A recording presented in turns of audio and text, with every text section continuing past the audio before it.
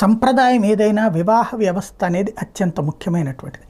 వివాహ వ్యవస్థ లేకపోతే నువ్వు నేను పుట్టం, లేకపోతే ఏ రోడ్డు మీద కనిపడేసినటువంటి వీధి బాలల్లాగా తయారై ఉండేవాళ్ళం, అనాథల్లాగా పెరగాల్సి వచ్చేది. కానీ మనకి అమ్మ నాన్న అనేటువంటి రెండు వేరువేరు కుటుంబాల వాళ్ళిద్దరూ కలిసి వివాహం చేసుకున్నారు.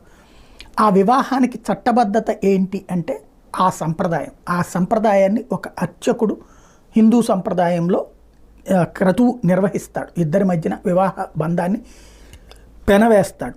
ఆ అర్చకుడి పట్ల అవమానకరమైనటువంటి రీతిలో మీద పశువు ఈసిరి కుంకం చల్లటం, తలకాయ మీద ఏది తట్ట తీసుకొచ్చి పెట్టడం, పెళ్లి చేస్తున్నంతసేపు ఎకశక్యాలు ఆడటం కాదు, అసహ్యకరమైనటువంటి చేస్తూ అది వీడియోలు రిలీజ్ చేసినటువంటి నీచపు వెధవలు వాళ్ళు మరి మనుషులో పశువులో ఒక అమ్మ ఒక నాన్నకే పుట్టారో లేదో అంటే కొంచెం